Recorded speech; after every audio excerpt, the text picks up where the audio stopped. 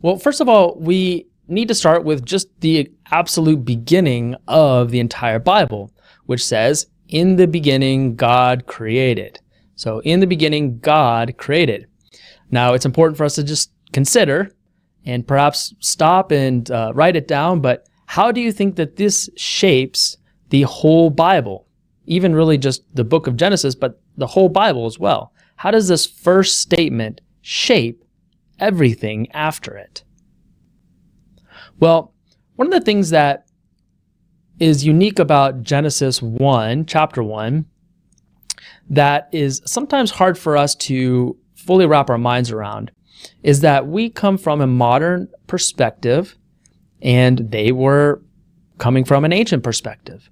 So some of the questions and concerns that we might have about Genesis are different than they would have thought was important.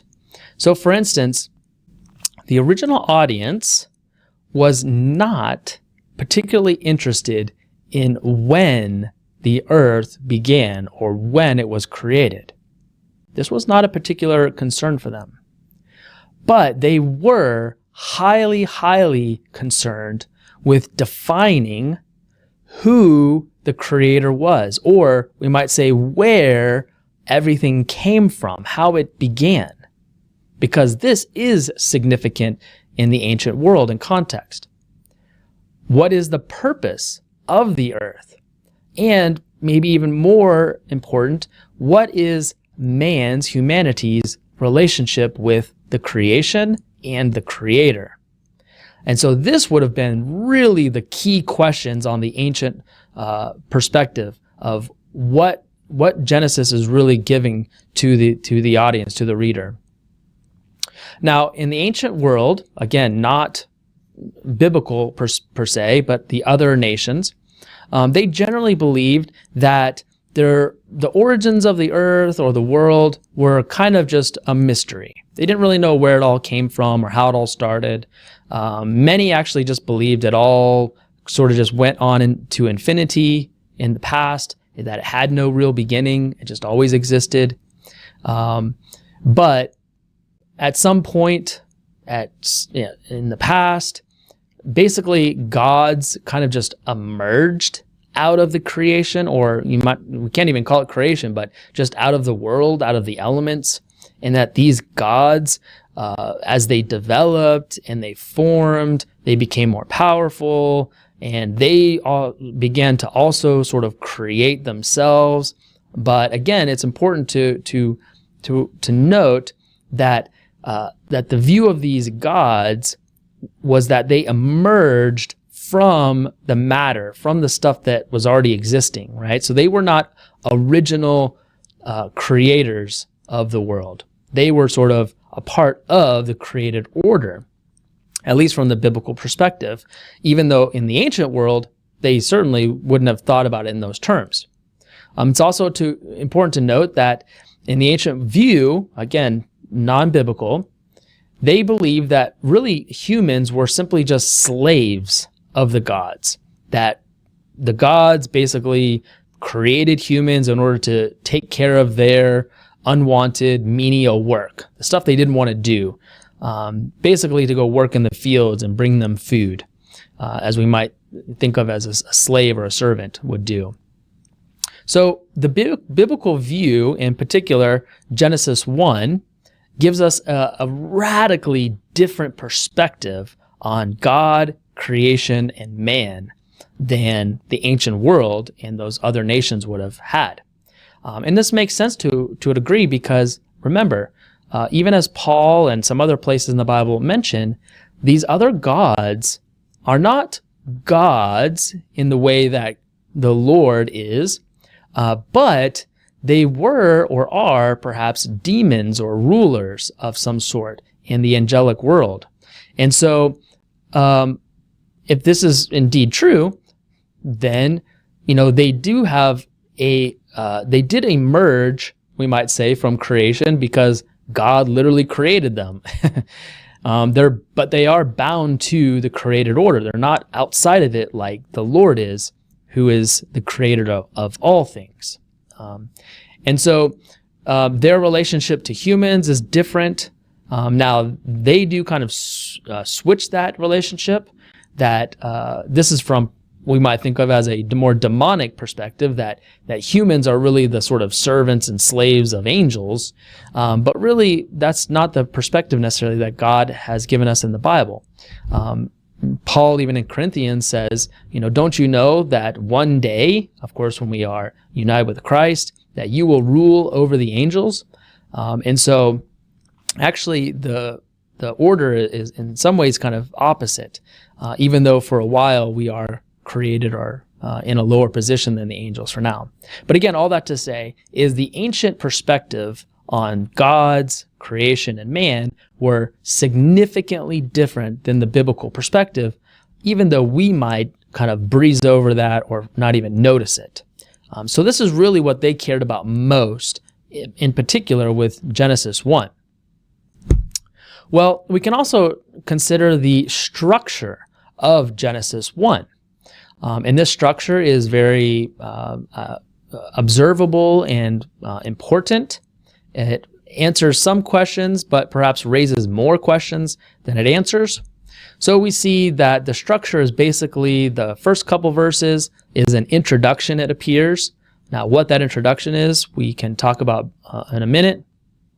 And then we see this correspondence between day 1 and day 4, day 2 and day 5, day 3 and day 6, and then the day 7 conclusion in chapter 2.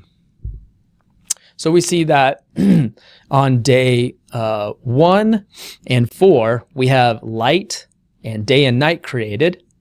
But then on day 4, we see the sun, moon, and stars created, which kind of almost seems a little bit backwards. But this was, again, just creating correspondence. And then in day 2 and 5, we see the sky, the seas, and the land. And then in day 5, we see all of the sort of creatures or critters, the things that fly, swim, and crawl in the sky, seas, and land created. And then on day 3, we have vegetation, right? So a little bit more is sort of happening here. And then on day 6 is where we get the land animals, the big animals, and the humans. And then finally, we have our day of rest, which is God setting the precedent and the structure for human society based on 7 days, a 7-day cycle. Now, we can ask a few questions here about days, of course, and we can really just start with the very beginning, verses 1 through 2. So what was happening in verses 1 and 2, where it says, in the beginning, God created the heavens and the earth, right? What does this imply? Was there something that did God create everything as we know it and understand it in those days? And so this is kind of like an introductory summary. So verses 3 through chapter 2 are really just the explanation of what happened in verses 1 and 2. Now, some actually claim that God created everything in verses 1 and 2, and then it sort of developed over time into eventually reaching verse 3, but that may have been a great amount of time. Some even claim that there was an initial creation in verses 1 and 2, and then there was a sort of secondary creation in verse 3. And a lot of different opinions and views on what these two verses tell us. But I think it makes the most sense to see it really just as a kind of summary and introduction to everything that's about to be mentioned or explained in the rest of chapter 1. That seems to be a very common feature in the Bible, especially in Hebrew stories. We can also, again, mention about these days. So how is the word day used, which in Hebrew is the word yom? And we see a couple different uses of day in verse 1 verse 5, 1 verse 14, and then 2:4 and even 2:17. So our first two uses in chapter 1 verse 5 refer to, it seems, 12 hours of daylight, but also perhaps a 24-hour day. So even in just chapter or verse 5, we see day used in two different ways. So it says, God called the light day. So we're speaking about the light, which is the 12-hour period of light time in the day. And he called the darkness night. And then he says, and there was evening and there was morning the first day, which again would presumably imply a 24-hour period, both the light and the dark together. All right. Then we see in 1:14 that the word day is actually used really kind of generally as a marker, as something to distinguish times and seasons and signs and so forth. And then we also see an interesting use in 2:4, where it says, these are the generations of the heavens and earth when they were created. And then it says, in the day that the Lord God made the heavens and the earth and the heavens. So again, we see day being used very generally, meaning probably the entirety of the creation event or all of Genesis 1. And then finally, we see in 2:17, it's a very ambiguous use of the word day, but it says, in the day you eat of it, you will die, meaning the tree of knowledge of good and evil. And so this one would presumably mean in the literal day, the 12-hour, 24-hour day period. But it could also, again, refer to the generation or the time, or it could just be more generic. It's just very unclear in this particular one, since we know, especially as Genesis 3 mentions, that they didn't immediately die, but they did eventually die in their sort of time, in their generation.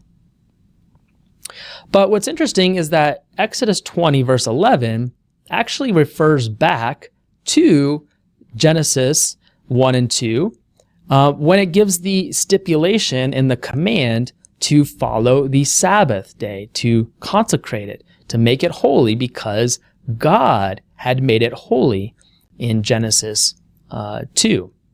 So this seems to imply that Genesis 1 is referring to a 6-day period, because it's then used as the paradigm for a literal 7-day week for humanity.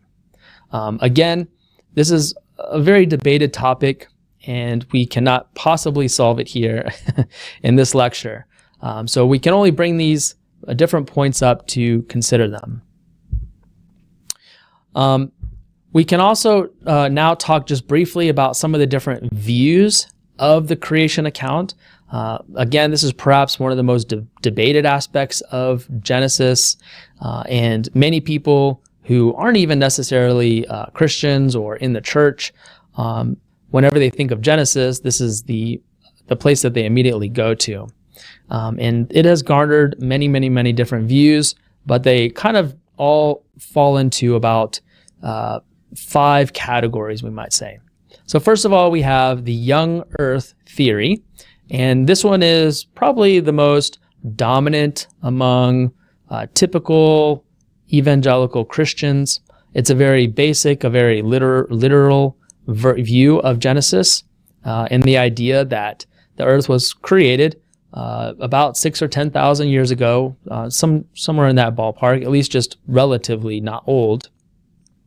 And that the big point here is that the creation was within a 7-day period, nothing longer than that. So Genesis 1 and 2 are given as actual or literal history as it is given or told. With this theory, there are some sort of pros and cons, we might say. The Hebrew word for day, as we mentioned, yom, whenever it has a number like first day, second day, third day, this does typically refer to a specific day, a time, a 24-hour period. Also, with the fall and the flood, these would have significantly altered the world as we know it. So when Adam and Eve sinned, right? Death entered the world. God cursed the world, cursed the land, in who knows how many ways that we just don't even know because it's not a part of our experience. We live in a post-fall world. Similar with the flood. The world could have been significantly different before the flood. And we know for sure that there were, say, dinosaurs in the world at some point in history, and these animals were massive and huge to the point where they couldn't have lived in our particular time in the way, oxygen and various features of our world right now. So the world had to have been different at some point in world history. And this is even true for, the non-Christian who is looking at the world. So again, it's hard for us to fully or rightly analyze the science of the world without knowing how the conditions were before the fall or before the flood. So things could have been very different. There's also just the important distinction between things like, say, micro and macro evolution, right? So micro would just be little adaptations. A Chihuahua and a Great Dane are both dogs, right? So they've changed over time to be a little different, but those are just minor adaptations. But it's a very different thing to say a macro evolution, meaning, going from a lizard to a dog. That's a significant change that science really hasn't connected the dots on yet.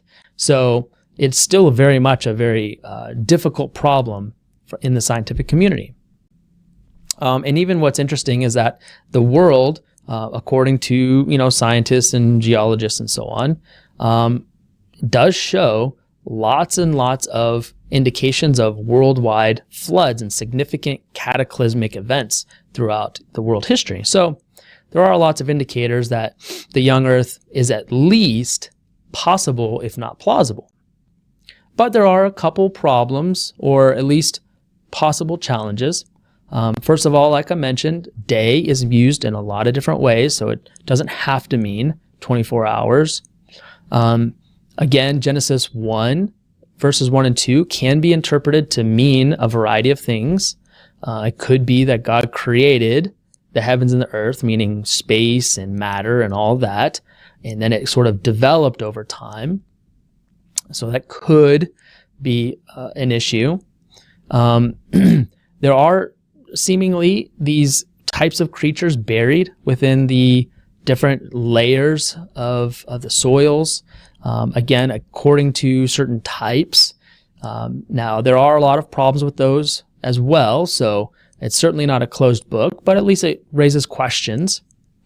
There's also some issues with radiometric dating, and some things from these scientists' evaluations may seem to imply rocks or different things that have a much longer history than what would be in, say, 10,000 years or so. Again, it may not be a closed book issue because there are issues just with radiometric dating in general, scientifically speaking.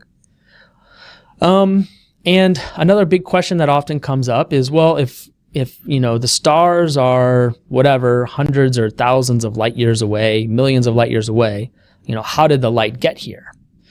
So it's sometimes a question given. And again, just why does the universe kind of look or feel old when science approaches it, if it's not? Well, another theory that seeks to kind of answer maybe some of these questions that are raised with this young Earth are called or categorized in day, age, and gap theory. Now, this is really a whole wide spectrum of different views, so we're not going to talk about all of them, but just kind of briefly and generally here. Generally, these are referred to as old Earth theory or progressive creationism. And generally, proponents of these theories tend to side with science, we might say, when it comes to the age of the world and some of the major kind of time components of the scientific, hypotheses that are out there for this. And so they generally do not think that Genesis 1 should be interpret it as literal history. They believe it is much more given as a framework, a conceptual structuring of the world and humanity with theological important aspects to it. And that perhaps Adam and Eve were a true, special creation of God. And so there's differences of opinions of this, but generally they would believe that Adam and Eve didn't necessarily evolve from, say, monkeys or apes, but that they were a special creation maybe 6,000 to 100,000 years ago. So again, there's many different variations of this old earth. But of course, there are some pros and some cons. Some of the problems is basically that because they're trying to bridge both a kind of biblical perspective and a atheistic secular perspective of the world, sometimes there are just misalignments between the different ideas, and so oftentimes this theory gets rejected by both biblical people and secular people or secular scientists, and so there's definitely issues with both of these. Now, one that's come up more recently and even been adopted by many Christians, many scholars, is referred to as theistic evolution. And this one basically just believes and agrees with science entirely, and doesn't even try to really account for the biblical perspective per se, other than to say that it has kind of a metaphorical and theological value, and that's about it. So everything from Genesis 1 through 11 is really sort of myth, if you will. Now, myth doesn't mean fake or false, but it just means more like a kind of a representative telling of something. Well, in this one, there's, again, some issues that arise. We don't necessarily see any of these transitional species or types of creatures that were, expected to be found, say when Darwin was developing these theories back 150 years ago. And so, with all of the research and study, it would seem certainly surprising that we haven't found any to really bridge that gap. So that's a huge problem with this particular theory. There are also in the geologic layers, with those different creatures, there does not seem to be this slow progression of evolution, so to speak. It really seems to be that creatures are as they are, seemingly created in a particular way with particular body function and form. So again, this does not align with some of the theories from an atheistic or evolutionary perspective. I would say also, just theologically speaking, the theistic evolution version, which generally doesn't hold to any true Adam and Eve, right? They're just, it's just a sort of a metaphor for humans as they evolved and became more moral and sentient, and perhaps God began expecting something from them at some various point. Well, if that were to be true, then it certainly would bring into question, what is a human even? What makes a human human rather than a monkey or any other creature out there? And also, theologically, again, Christ was this new Adam. And it says, that all are who are found in him, who are descended from him, will be a part of this new covenant in this new heavens and earth, right? And so it would certainly bring into question, the validity of what Christ did. How does his redemption extend to us as humans? And then it even brings in the question of, well, what about 1,000 years or 100,000 years or 1,000,000 years from now? Humans would, in this theory, continue just to evolve into something else. And so would Christ still be relevant for that, whatever it would be? So again, there's a lot of difficult questions for this particular theory that are not easily answered. But as we've already noticed, there are some questions in all of them. And so really at the end of the day, I think it's important for us to be open-handed to an extent, but willing to really seek the Lord and seek what's most important. As it's often been said that we seek unity on the essentials, but love or charity on the non-essentials, right? So we really have to commit to the things that we must believe and that are clear from Scripture, like the deity of Christ and salvation through faith, grace through faith alone. But some of these questions about exactly how the end times will unfold or exactly how creation was brought about are very challenging questions that I don't think we're going to fully understand or come to an answer until Christ returns. So I think we should be humble about that and really seek to be honoring to the Lord and honoring to others. And at the end of the day, ultimately, seek to lead people to Jesus. That's really our goal when we read Genesis. Well, we can talk about two other forms of different theories when it comes to Genesis, and I'll just briefly mention these.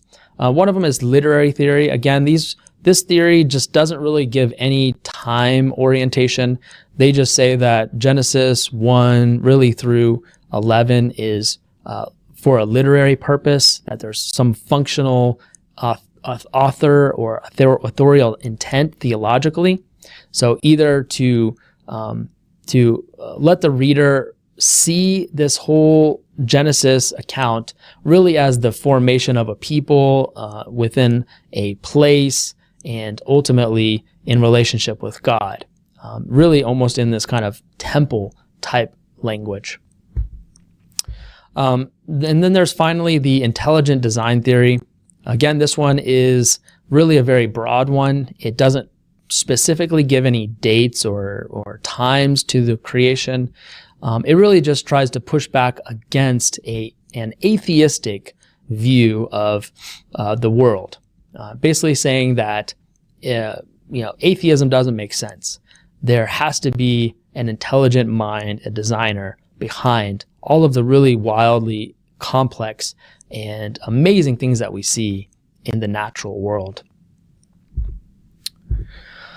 So this brings us then to a couple more questions in chapter 1 that don't refer specifically to the creation event, but are perhaps just as important. And that's the question of who is us in Genesis 1:26. If you remember, it says, "Let us make man in our image, after our likeness, and let them have dominion," the humans, male and female. So there's really two or three options for who the us is in this passage. So first of all, it could be the Trinity, right? So Father, Son, and Spirit. This could be referring to the Trinity. It could be a plural of majesty or supremacy that's used in the Old Testament very commonly. Or it could be the divine counsel, something that we're not as perhaps familiar with, but still a very prominent theme throughout the Bible. And really the two questions that we have to ask again are, what did the original author and audience understand? And what did the divine author ultimately mean? Okay, we sometimes refer to that as progressive revelation, but we do need to keep those sort of side by side because God does know all things. And if he is the author behind it, inspiring it at least, then he could have helped to put in little keys and ideas that even the original audience might not have fully understood or realized at the time. All right, so first we can look at this possibility of the Trinity. Well, how might we get this? Of course, the Trinity is not specifically named or explained in anywhere in the Bible, But we do have this understanding, at least from Matthew 28, where it mentions baptizing them in the name of the Father, the Son, and the Holy Spirit. So this is one of the kind of primary texts for the idea of the Trinity generally. Now, where might we also get this idea that the Trinity is involved in Genesis 1? Well, in John 1:1, you've probably read this and noticed that it says, "In the beginning," and arche in Greek, "was the Word, and all things were made through him, and without him was not anything made that was made." Okay, well, that certainly sounds like this Son, the Word, was at the beginning a part of creation. So we can't discount this at the very least. But then look at Psalm 33, how it mentions, "By the word of the Lord the heavens were made, and by the breath of his mouth all their host." So again, in the beginning was the Word. And then we see, "By the word of the Lord the heavens were made." So there's definitely a possible connection here, that the Son, which we became, Jesus of Nazareth, was the Word, that God created all things through his Word, who was at the beginning. So again, in Genesis 1, we see that "in the beginning" is the same phrase used in the Greek version of the Old Testament. Uses that same phrase, anarche. So John was definitely connecting the two. But then we also see it mentioned in Genesis 1:2 that the Spirit of God was hovering over the face of the waters. So again, we possibly do see that all three persons of the Trinity are being expressed in some way, in some sense, in Genesis 1. So it very well could be the Trinity, but again, we have to ask the question, what did the original audience think? Now, originally, we probably didn't have a concept of the Trinity, at least certainly not as we think of it today as Christians. So from the original audience, it's very unlikely they would have thought Trinity. But again, with progressive revelation, as with God as the divine author, it is at least possible that God intentionally wove all of these things together. So we also see the possibility of the plural of majesty, or of supremacy. And with this one, this is one, again, we're not so familiar with because it's really more of a Hebrew feature. But us could be implying the greatness of God. Now we see this used with words like Elohim and Adonai and even Baalim, which means Elohim means, technically it means gods, plural, but it's used for the Lord himself as one God. But it's this plural of majesty, the greatest of gods, the God of all gods. Same with Adonai. Technically, Adonai means lords or my lords. But again, it doesn't mean many lords. It just means the greatest of lords. We also see this used in many, many different places in the Old Testament, but even referring to the monster in Psalm 74, it's plural, but then the singular, it gets used of Leviathan. We also see this used of behemoth, right? This kind of giant creature. We don't know for sure what it was in Job 40. And again, this is the kind of a plural of majesty, the greatest of beings, this massive creature. We even see in Deuteronomy 10 that Yahweh, he is God, right? Using the word Elohim, the plural of gods. So it really says Elohim of Elohim. So the greatest of the greatest of gods, right? And then also refers to him as the Adonai of Adonai. Again, the greatest of Lord of the greatest of lords. We also interestingly see that the ox in Isaiah knows its owner, singular, and the donkey its master, the Baalim. And so, again, we just kind of see this kind of back and forth use of the plural of majesty and supremacy. So it's at least very possible, and this certainly would be much more understandable to the original audience. However, it is a little bit odd because it's not just using a word like Elohim, it's saying us. Let us make man in our image, which isn't necessarily something used broadly speaking in the Old Testament. So that would certainly at least be a little bit odd. Now, the third one here is the divine counsel. And this one is a topic that we're not as familiar with as modern day Christians because it's not a part of our typical conception of the world or the Bible. But there has been a lot more study into this in recent years. And so this concept of a divine counsel would have been very prevalent during the time of the original audience in the Old Testament, for sure. We see some of these, the elements of the divine counsel in, say, Psalm 8, where it mentions, "You have made him, man, a little lower than the gods, the Elohim." Psalm 82, "God has taken his place in the divine counsel. In the midst of the gods, or the Elohim, he holds judgment." Psalm 89, "Let the heavens praise your wonders, O Lord, your faithfulness in the assembly of the holy ones. For who in the skies can be compared to the Lord? Who among the heavenly beings is like the Lord? A God greatly to be feared in the council of the holy ones, all who are around him." And then, of course, in Job 1, perhaps the most famous of these, that it says, "There was a day when the sons of God came to present themselves before the Lord, and Satan also came among them." Again, implying this divine counsel. So when we think about this in regard to Genesis 1, this divine counsel perspective is probably the most likely initial perspective on the plural, the "let us make man in our image" idea. This would have been the original audience's most immediate idea, for sure.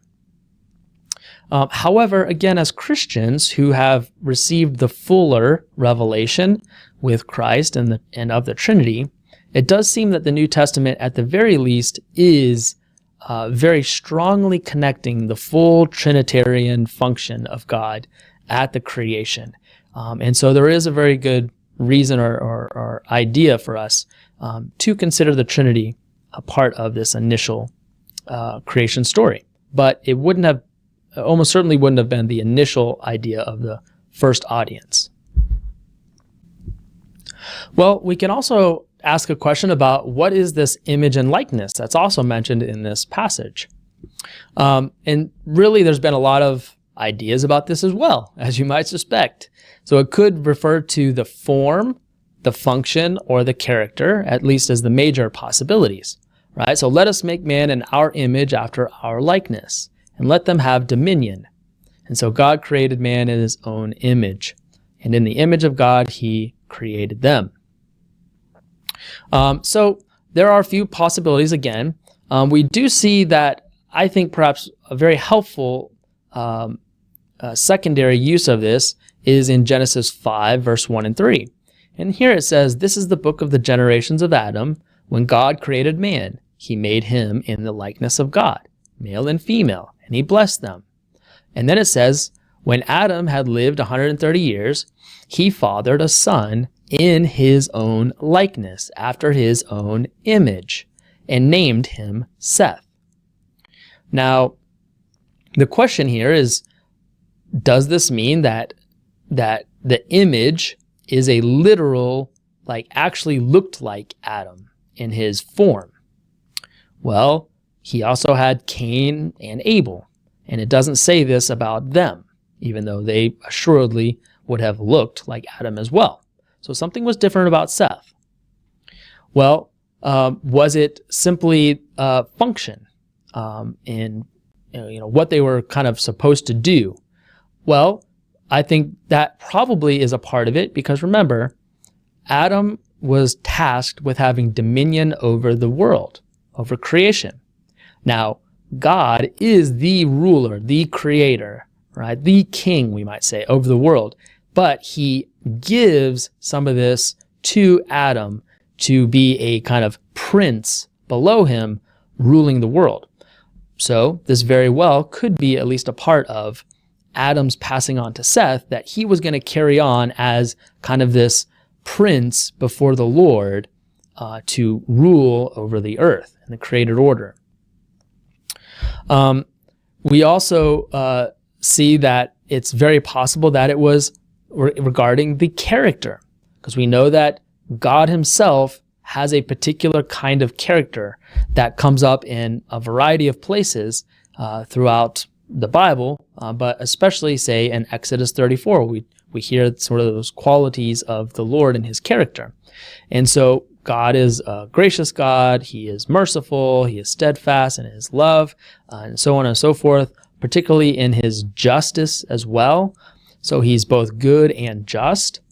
And this is even good characteristics and qualities of a king in the ancient world. So it's also quite likely that God passed on, you might say, his character to Adam, that he was supposed to emulate in the likeness of God, and that then Seth was supposed to carry on in the likeness of his father Adam in terms of character. Now, Adam, of course, sinned and wasn't perfect like God is, but perhaps implying that he was supposed to be a follower of the Lord in his character and his rule as a king of the world. Now, there are many, many passages that you can look at that use these words or similar words both in the Old Testament and New Testament.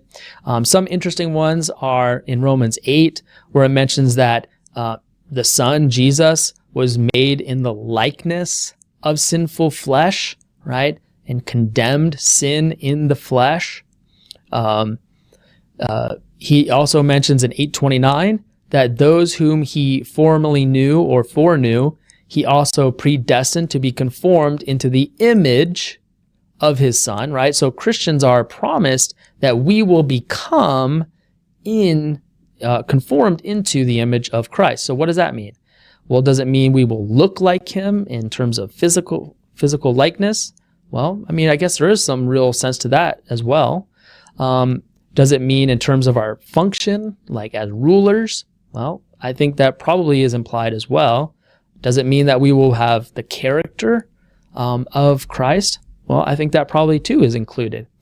So there's a lot of interesting components that Jesus brings to us in terms of being the image of the invisible God, who is both fully man and fully God, the new Adam, right? The one who is carrying on this idea from Genesis 1.